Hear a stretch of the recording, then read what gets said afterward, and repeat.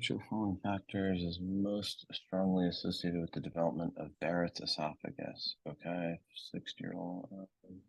There's a few different risk factors as our answer choice. 60-year-old woman, history of GERD, undergoes a endoscopy to persistent symptoms despite PPI therapy.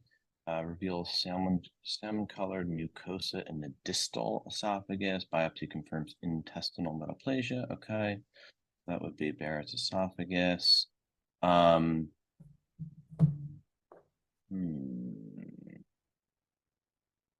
It's not tobacco smoking because I'm pretty sure that's the proximal esophagus. H. pylori could be this, I think. If she has that. Female sex, I don't think is a like determinant of this. I mean, chronic gastritis I like. Obesity, I do not think is a risk factor here. I mean, it always could be. I mean, so could smoking, but it's really the intestinal metaplasia.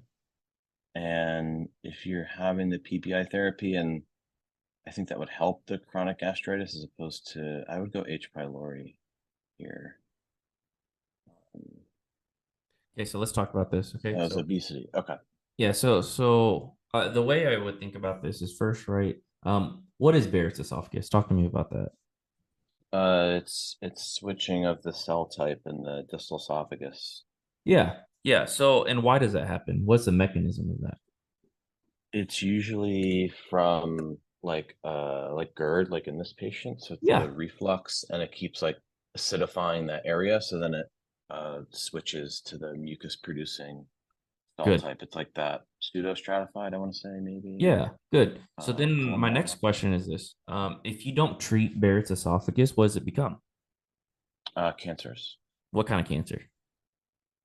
Um, I think it's like lower 2/3. I Mm-hmm. think it's esophageal cancer. Yeah, so it is esophageal cancer, but do you remember which type? Because there's two types of I just esophageal. know it's not the squamous type. The squamous type I know Good, is the upper 1/3. So good, I don't know what the other type is, but I know it's not the squamous. That's why I was good, like good. smoking Okay, is I not like it. smoking. I like it. Okay. Exactly. It's going to be the adenocarcinoma type. Okay.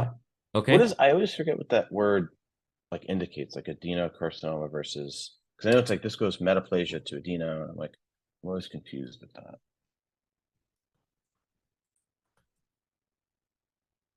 So let's take a look together here. Adenocarcinoma, right, is certain internal lungs, colon, prostate, squamous on the other hand originates, but I think it deals with also what cell types are in adenocarcinoma. I think it's with like mucin or something. Oh, okay. Glandular. That's why, right? Glandular. Oh, okay, that makes sense. Which makes sense, right? Because it's Okay. intestinal Mm-hmm. cells, right? So Mm-hmm. Okay. good, good, good. Okay, so let's talk about risk factors here. Okay, one of the main things for step two and step one, they always say most strongly, right? So, female Right. sex, right? Not really a significant risk factor, more common in males actually. H. pylori, chronic gastritis, and peptic ulcer, but not directly associated with Barrett's esophagus, Okay.